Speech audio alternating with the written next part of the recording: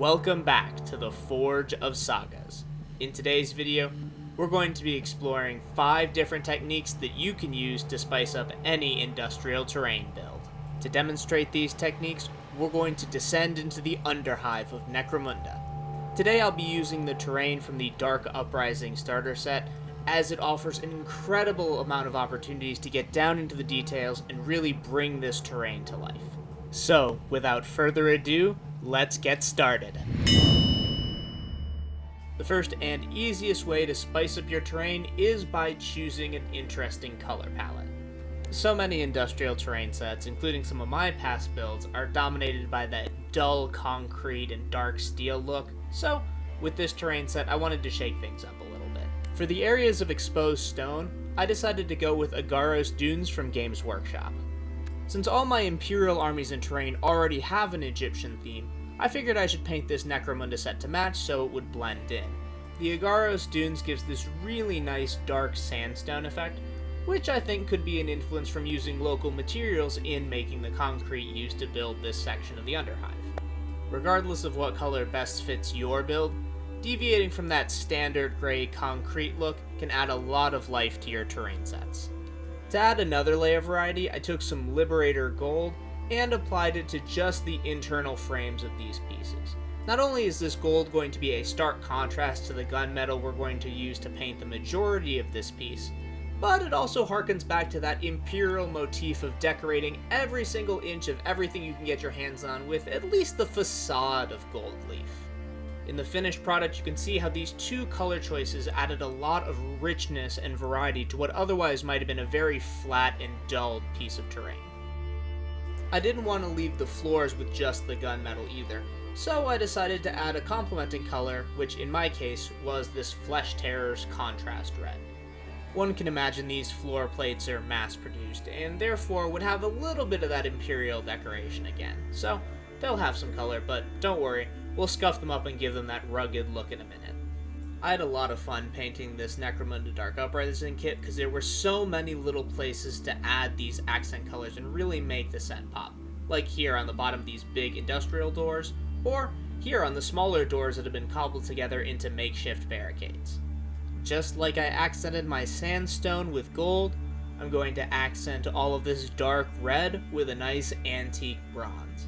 I really like this color in industrial settings, as it doesn't have that opulence to the gold, but it still shows that different types of metal were combined to create these structures, and I really think it makes these fittings pop a little bit better. Some of the details I like to pick out with these kinds of metal accents are the couplings where pipes connect, any straps that are holding pipes or cabling in place, as well as the rims of vents. However, you don't have to stick to only the small details for your accent metallics. Here you can see I applied the bronze to the grating on the stairs as well as on the side of the platform, just to give it a little bit of extra variety. I didn't want to overuse my red, but I really liked the interplay between the base gunmetal of this piece and the bronze accents. Just something that I really like the look of. Another easy way to add detail to an industrial terrain set is by building in some hazard striping. This is really easy. All you do is base coat with either a black or yellow. It's up to you which you choose. Some people prefer yellow, some people prefer black. I did both during this build. Some good places to put in hazard striping are either on panels like this, where there's a little marking for a mechanical component, or on these big old blast doors, which could very easily smash you to bits if you get caught between them, so, gotta warn people about that.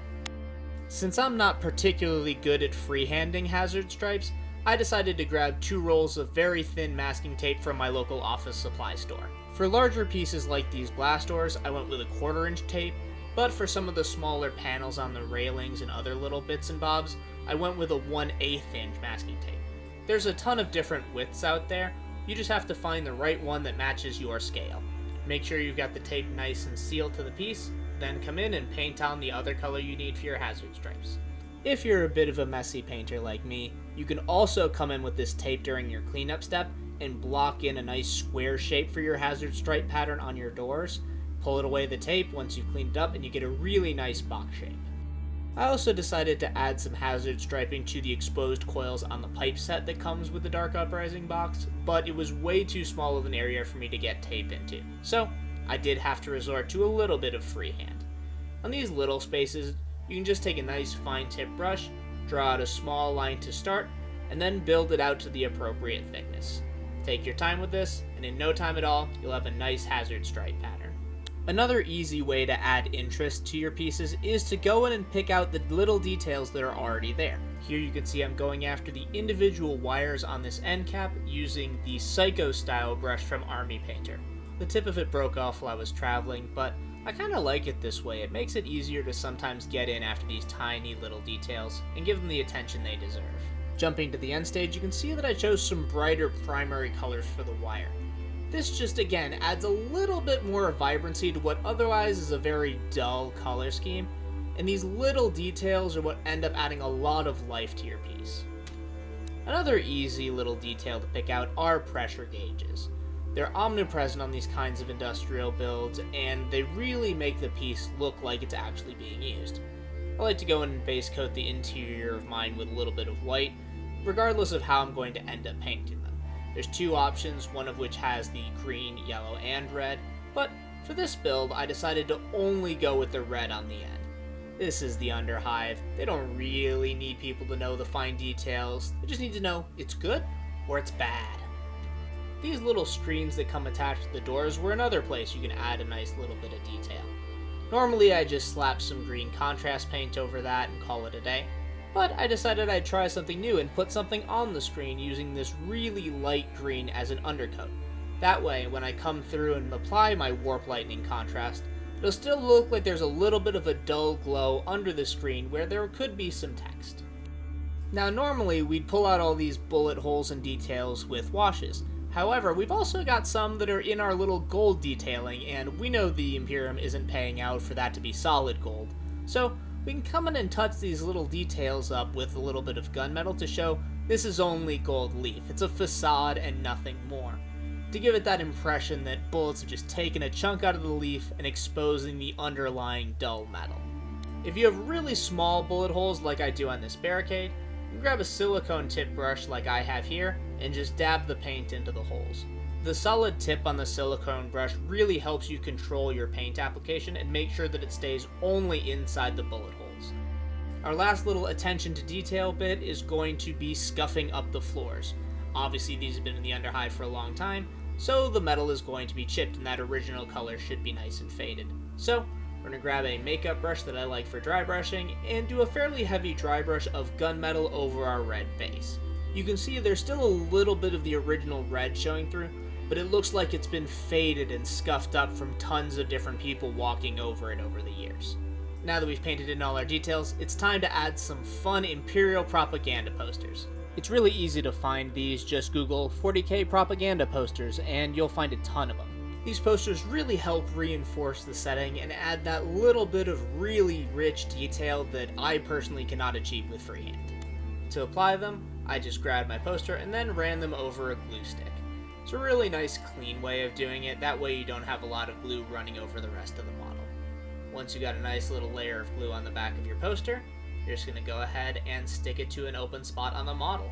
I found these stone faces made a really nice little area to put these posters in, framed in the Emperor's golden glory, the reminders that you, Imperial citizen, are an important part of this fight. Once the glue was dry, I came in and applied a layer of Mod Podge over all of the posters.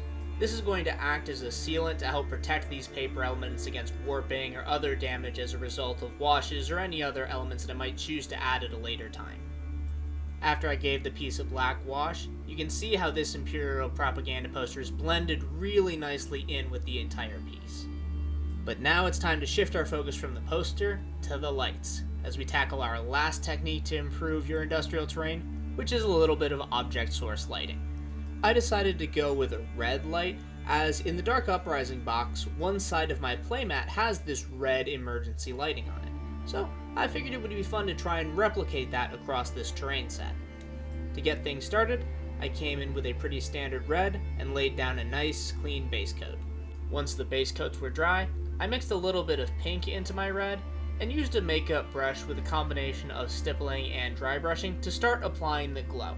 For the circle lights, I applied it more of a stippling fashion just to create that circular emanating glow, while when I went to the top lights, I used a little bit more of a dry brush.